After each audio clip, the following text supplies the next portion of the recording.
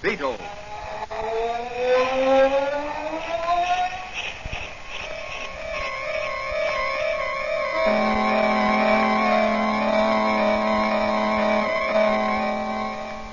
Sweeping down upon the underworld to smash gangland comes the friend of the unfortunate, enemy of criminals. A mysterious, all-powerful character, a problem to the police, but a true state of the law. In reality, Dan Garrett, a rookie patrolman, loved by everyone but suspected by none of being the Blue Beetle. As the Blue Beetle, he hides behind a strange mask and a suit of impenetrable blue chain armor, flexible as silk but stronger than steel.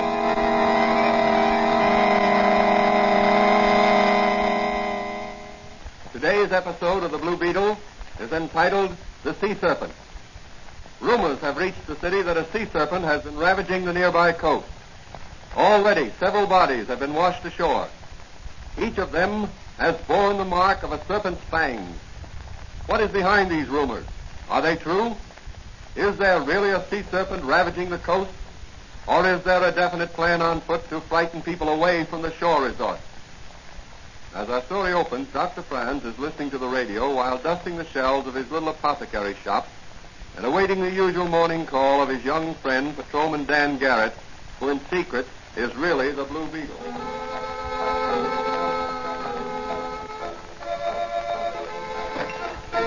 Morning, Doc. Oh, hello, Danny. Hey, what's that, a radio? Don't tell me you're going to modernize this quaint little shop of yours. No, it's not that bad. I just thought I'd like to have a little music once in a while. The customers also like to get the baseball scores and the news. Fine. What are you and Mike Manigan doing these days? Any special assignment? No, it's been a little quiet since we chased those racketeers out of Chinatown. What do you think about this sea serpent scare? I don't really know what to think. Are there such things as sea serpents, Doc? Well, the term sea serpent has been associated with huge dragon-like creatures we read about. But as a matter of fact, a serpent can be any size. According to reports, the bodies of these bathers who were bitten showed signs of having been poisoned. That's strange. We interrupt our regular program to bring you a special news bulletin. Breaker City. The body of another bather was brought ashore by lifeguards this afternoon. The bather, a man about 50, showed signs of distress while swimming about 300 feet offshore. His cries for help were immediately answered by lifeguards who rushed to his rescue. However, when brought to shore, he failed to respond to efforts at respiration and died on his way to the hospital. Doctors who examined the man reported finding marks upon the man's leg resembling snake bites. They contend that the man did not drown, but died from the effects of poison. Late news dispatches will be given over this station as received. We continue now with our regularly scheduled program. Very strange. Yes, in fact, I'd say the whole thing looks very fishy to me, if you'll excuse the pun. Well, what are you going to do about it? Well, our territory doesn't extend beyond the city limits, but I'm going to ask the commissioner to let Officer Manigan and me take a run down to Breaker City and see what we can uncover. That's a good idea, Danny. The sea air will do you good. If I go, I'll drop in to see you when I get back. Are you wearing the poison detector ring I gave you, Danny? Wouldn't be without it. You may find it useful on this case. Remember, the stone turns from green to yellow in the presence of poison. I know. Well, so long, Doc. If I catch a sea serpent, I'll stuff him and bring him back to you.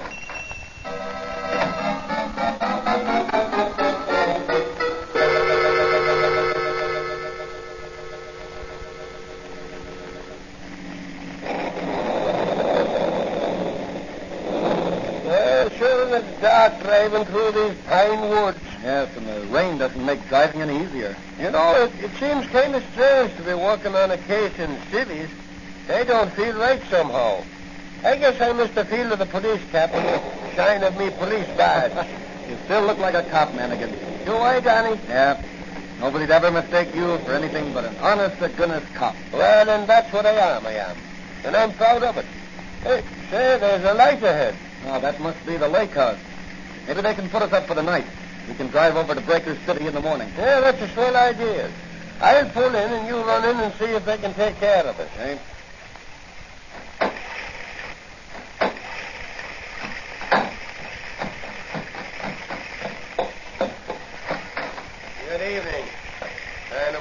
outside, isn't it? Yes. Well, weather's the duck. Traveling far? My friend and I are on our way to Breaker City. We saw your lights and decided to stop off for the night. Are you the clerk? I'm the owner. Own several hotels around the lake here. Oh, I beg your pardon. Got any accommodations? Sorry, but we're all filled up. Business must be good. Or has the rain forced the tourists inside? Yeah, it isn't the rain. We're having the best season we ever had. Is that so? I thought the summer resorts were complaining about poor business. Not here at Pine Manor Lake. Well, I guess we'll have to keep going. It isn't far to Breaker City. You'll find plenty of accommodation there. Well, if you're filled up, they'll be too. I hardly think so. They're not doing so well this season. This sea serpent scare seems to be keeping people away from the seashore. But one man's misfortune is another man's gain. We seem to be getting the business that usually goes to the seashore. Is that so? Well, that's very interesting. Good night. I'm more anxious than ever to get to Breaker City.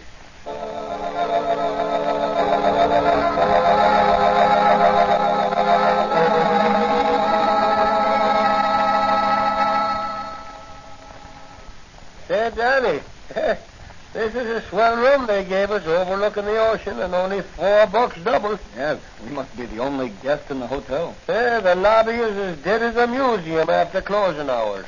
How about a bite to eat before we turn in? That's a good idea. Let's go in the coffee shop here. Sir? Gentlemen? What'll it be? Some Java, a piece of apple pie a la mode, and a slice of cheese. Okay. Yours, mister? Well, my friend here is dieting, but I'm hungry. Bring me a glass of hot milk and a toasted roll.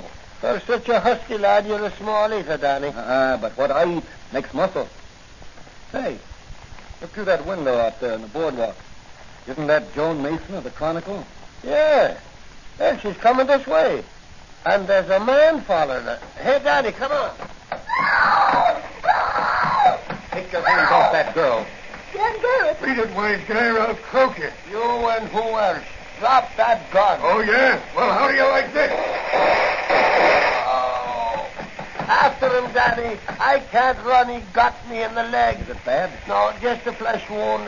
I'd better stay here and look after you and Miss Mason. Oh, Danny, I was never so glad to see anyone in my life. Are you all right? Yes, but what about Officer Manigan here? He can't walk. I'll be all right if Danny will lend me a shoulder to lean on. Oh, come on, Mike. We'll get you into the hotel and call a doctor. In the morning, we'll send you back to the city, a wounded hero. Okay. But right now, I want that piece of apple pie a la mode with cheese and the cup of Java.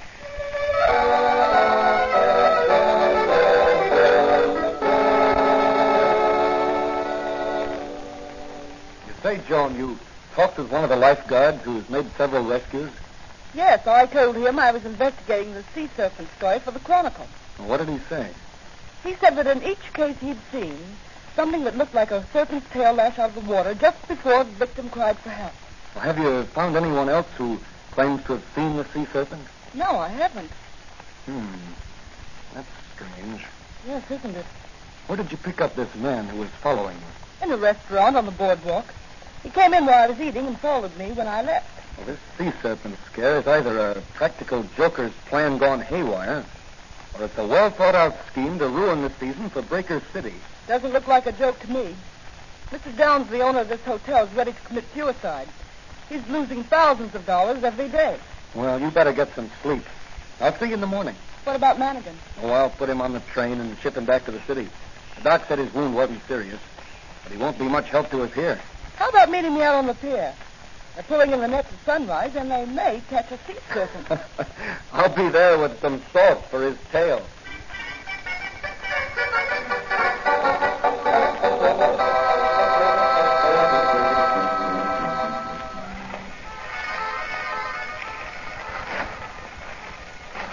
Hey, we better hurry, Joan. They're starting to haul in the net. I'm right with you. Oh, there's Mr. Downs.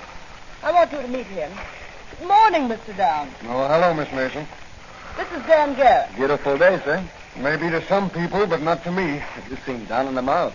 You'd be down in the mouth if everything you'd strive for was gradually slipping away from you. I understand you're financially interested in Breaker City. I own the Sunset Hotel, for one thing. This sea serpent business is making it tough for you. Tough is not the word. I'm on a special assignment from the New York City Police Department investigating this case. Oh, are you? Well, I certainly hope you can clear up this mystery. It's costing us hotel and concession owners thousands of dollars a day to keep open. There's no business except day excursionists. Well, I'll certainly do what I can. Suppose you and Miss Mason come with me. I want you to meet Professor Meredith. He's an authority on fish and such things, and he's in charge here. I'd like to meet him. All right, boys. You can begin hauling in the net. Oh, Professor Meredith. Oh, good morning, Mr. Downs. Good morning. I'd like to have you meet Miss Mason of the Chronicle, Mr. Garrett of the York City Police. I'm happy to meet you both. Thank you. By the way, who's that man standing over there? The one with the dark hair. Oh, that's Fred Nash, one of the lifeguards. Yeah, and he's the man. Yes, I thought I'd seen him before. I beg pardon? I was just telling Miss Mason how long it'll be before you pull up the net. Oh, they're pulling them up now. In just a moment, we'll discover if our haul contains the sea serpent. All right, men. Bring the net over the pier. And keep the sides up. We don't want to lose any fish. Okay. That's got it. Now lower a little bit. Well, that's quite a haul. Plenty of variety, Professor. Aren't those sharks there? Yes, small ones. There are several skate, weak fish, and camelback. There's one there that looks like a balloon. Oh, that's a blowfish. Well, there's a sea serpent. Only a Neil, Miss Mason. But a big one. Well, I guess we'll have to try again. What's the use, Meredith? We won't find anything. We might as well admit we're licked and close up. I'd give a lot to know just what's out there. Well, I'm going to find out if it's still there. Why, what are you going to do? I'm going to find out if these waters are safe to bathe in. Mr. Downs, you're not thinking... Yes, I am. I'm going into that water. If the sea serpent is there and wants human flesh, he can have mine. That's madness. What have I got to lose? I have no family. Everything I have is invested in this beach. If I can bathe here, so can everybody else. I'm going to get it over with. Stop him. He's gone crazy with water. Hey, you lifeguards, grab him. Oh, there he goes, right off the pier. I'm going after him. No, Dad. There go the lifeguards. They'll get him. Keep your eyes on them, everybody. I'm going in, too. No, Danny, no. Let go of me, Jones. I'm going out in that rowboat under the pier. Look, Mr. Downs is swimming away from the guards. He's a strong swimmer. Whatever made him do it? This thing has played on his mind for a long time. Look, one of the guards is calling for help. One of you men run for a doctor. And phone the lifeguard station for a pulmotor. Look, Mr. Downs has grabbed the lifeguard and... Something's happened to Downs. He's let go of the lifeguard and it's sinking. Hurry, get into the boat. Oh, the serpent's got Mr. Downs. He's got him. I know it.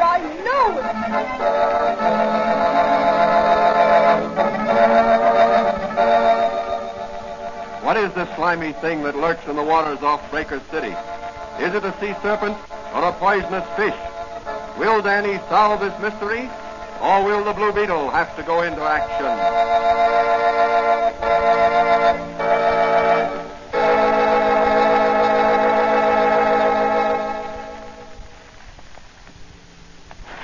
Time later at the Breaker City Hospital, Dan Garrett and Joan Mason are waiting outside one of the private rooms for Professor Meredith. How is he, Professor? Mr. Downs is dead. Dead? Yes. Didn't the pulmotor help him? Mr. Downs didn't die from the effects of submersion. He died from the effects of a poisonous bite. Then you think... There were 2 punctures on Mr. Downs' leg, like those left by the fangs of a fairly large serpent. No one saw anything in the water. Strange how the effect of that serpent's bite is exactly like the bite of a cobra. The reactions are identical. Could it be a water moccasin? You don't find water moccasins in the ocean. And their venom doesn't work in the same way. It works on the blood. Cobra venom works on the nerve center.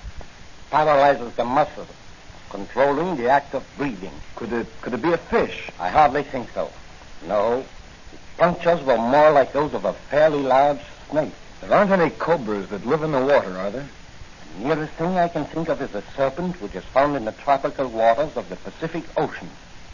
But it's never been found in these waters. Well, I've found out what I want to know. What are you going to do now? I'm going back to the city to check with my friend Doc Franz. He may be able to help on this case. When are you coming back? I'm not sure. Well, I think I'll stay a while and see what else I can pick up in this case for my newspaper. Okay, but keep away from those two lifeguards. They're bad medicine.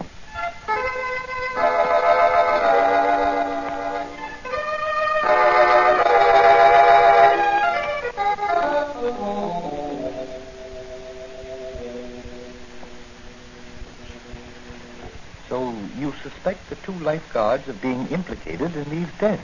Yes, I do. I'm convinced of it. What makes you so sure?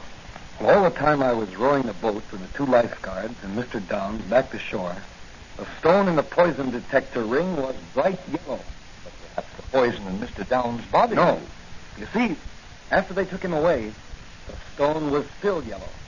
What about the man who tried to abduct Miss Mason and shot Manigan? Didn't you say he resembled one of the guards? He was one of the lifeguards, but I didn't let on I recognized him. I didn't want to spoil my chances of getting enough evidence to convict him in this larger case by showing my hand in the case of simple assault. Very wise, very wise. Well, what are you going to do now?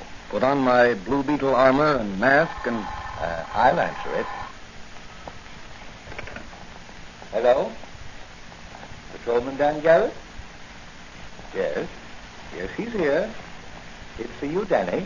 Long distance. Long distance. Probably Joan Mason. Hello? Oh, hello, Professor Meredith. What? Joan Mason has disappeared? But she hasn't checked out of the hotel? Well, I can't get down there myself, but I'll see that several of our best men are sent down right away. Thanks for calling. Goodbye.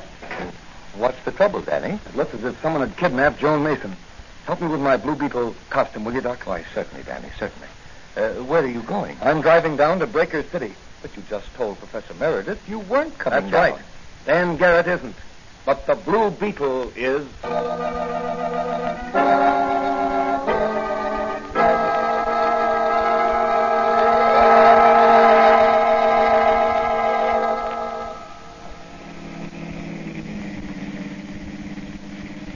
Certainly pleasanter driving down in the moonlight than it was in the rain.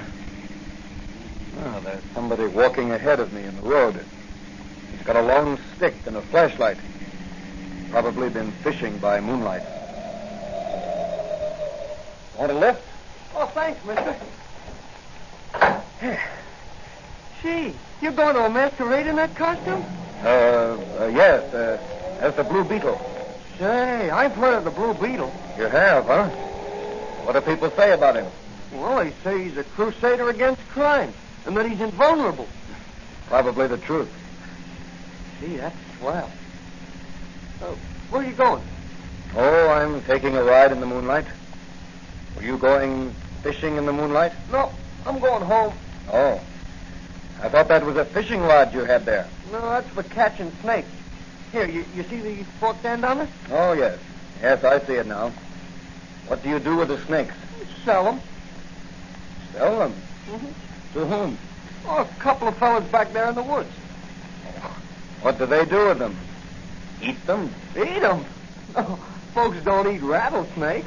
You mean to say you catch rattlesnakes alive and sell them? Sure. Dead rattlers ain't no good to them fellas. Say, if I gave you $1, do you think you could lead me to the place where these fellows you mentioned live? Well, sure I can. But you don't have to pay me $1, mister. I'll take you there for nothing. Okay, son. But you'll get the $1 just the same. I'll turn around at the next crossroads. We'll pay a moonlight visit to your rattlesnake buyers.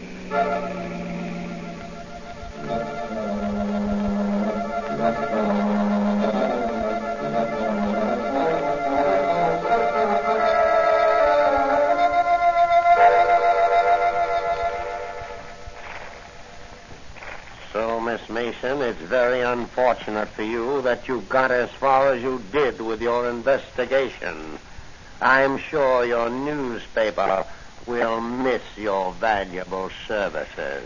What are you going to do with me? Make sure you won't disclose the information you have to anyone. You can't get away with this. Oh, you are in error, Miss Mason. We have gotten away with it in the past. We will again. The vacation business has been detoured to Pine Manor Lake. It will still follow that detour after your body is found floating in the ocean, a victim of a poisonous sea serpent. You wouldn't dare. Wouldn't dare? Fred, Joe. Yeah, boss? Suppose we leave Miss Mason with the Rajah there for a while we step outside. Her education has been neglected. She has never met a 6-foot cobra. No. You can't do that. You can't. Raise the lid of his cage and let him... The Blue Beetle. Yes, the Blue Beetle. And he's going to nip harder than your cobra can strike. Open the cage, Joe, then dive out the window. I've got the Blue Beetle covered with this gun. Save your bullets. You can't injure the Blue Beetle. Is that so, wise guy? Well, how do you like this? Oh, let that be a lesson to you. Never telegraph your punches. Back up, you Blue Beetle. No, you don't. Well, how do you like this, Blue Beetle? A rattlesnake around your neck. You're a fool. No snake can bite through this chain armor. Here, I give it back to you. Take him off. He'll kill me. You're yellow when you're cornered, you murderous crook. Look out, Blue Beetle. Don't stay over the King Cobra's cage. Get me out of here. Take him off. Get me out of Wait. here. I'll paralyze him with my magic ray. There. That'll hold him for a while. Now for the one around your neck, Slavitt. There. I should have let you die the agonizing death some of your victims have died. I'm bitten. I'm poisoned. I'm going to die. Not by poison, Slavitt. The law will take care of you in the proper manner. Here, Miss Mason, give me a hand. We'll handcuff these lifeguards to the snake's cages. They're still unconscious. Now, put these snakes back in their cages. There. You certainly have a powerful punch, Blue Beetle. I need that power. Now, Mr. Slavitt, we'll take care of you. Keep them away from me. Keep the snakes away from me. Here, get in this room here. What are you going to do with me? Don't let them at me. Don't let them Get at me. Don't let up. them Here, get up on this chair and climb up onto those rafters. Oh, I can't. Now, I'll just pull the King Cobra's bark over here, under you, and open the lid. Then we'll shut the door and let the Cobra guard you till the police arrive. I don't think you'll try to escape. Come on, Miss Mason. I'll drop you off at your hotel. You can phone a front-page scoop for your paper. And the heading will be Sea Serpent Hoax Exposed. Murderous racket smashed by the Blue Beetle.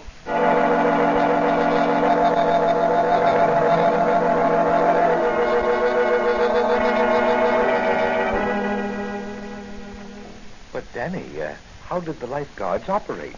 They couldn't take the Cobra into the water with them. No, they extracted the poison from his poison sacs. Used it in 2 hypodermic needles taped together. The hypodermic syringes were small and easily concealed in the palm of their hand. But when did they inject the poison into their victims? As they rescued them. If some poor devil was taken with a cramp and called for help, the lifeguards would swim off or row out to him. Then when they got to him, they'd put their twin needles in him and give him a shot of poison. Those points made a double incision. Then they'd bring him into shore to die a painful death from cobra venom. Well, what were the rattlesnakes used for? To feed the cobras. Professor Meredith told me that. Oh, I see.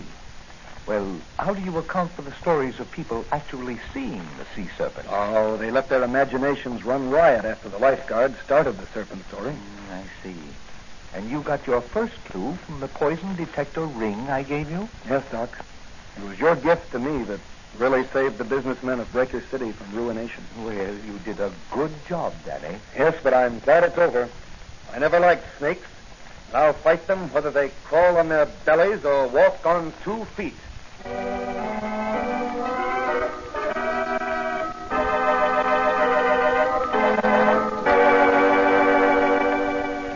And so another fiendish racket was smashed by the Blue Beetle.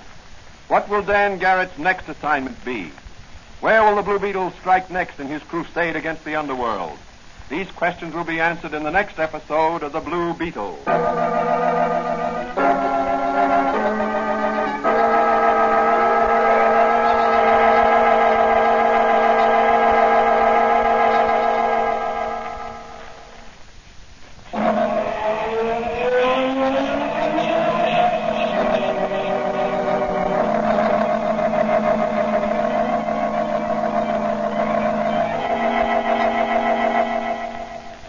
Beetle is a copyrighted Fox feature appearing in Mystery Men Comics magazine on sale at your newsstand. The Blue Beetle is on the air twice a week on this same station. Consult the broadcast schedule in your local newspapers. And don't forget to listen in.